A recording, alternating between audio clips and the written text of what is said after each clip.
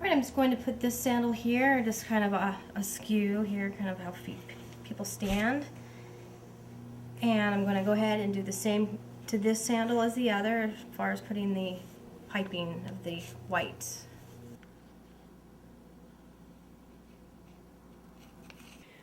Alright, after you have everything, both of the sandals on the board, and you have the piping done, we're going to add a little detail of our little flowers, the little pink flowers that we made earlier. And just randomly kind of put them on. You need to make sure that they stick, so a little bit of water. And these might take a little bit of finagling to hold them on there. They will stick if you just be patient with them. Alright, after we put all our little flowers on there, we can add our little centers to the flower. Alright, I have a bag of yellow. This could be buttercream or royal icing, whatever you like. You can also roll little balls and stick them on there too, whatever you like. For here, we have a tip like tip 2. I'm just going to make little dots in each of my pink little flowers.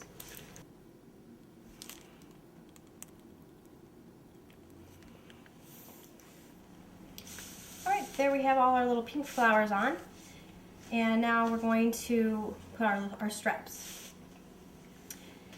If you notice, that before we had our little stencil here, and it's about here, so I'm going to put just a little mark on each one, and about 4 inches. This is a guideline for when we place our straps, where we should aim for. And here we have our straps.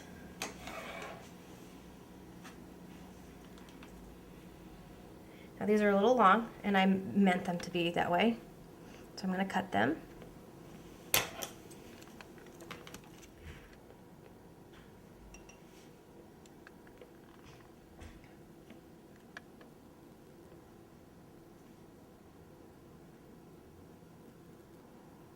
Now if you need to, before these completely dry, I put some water on there to help them stick.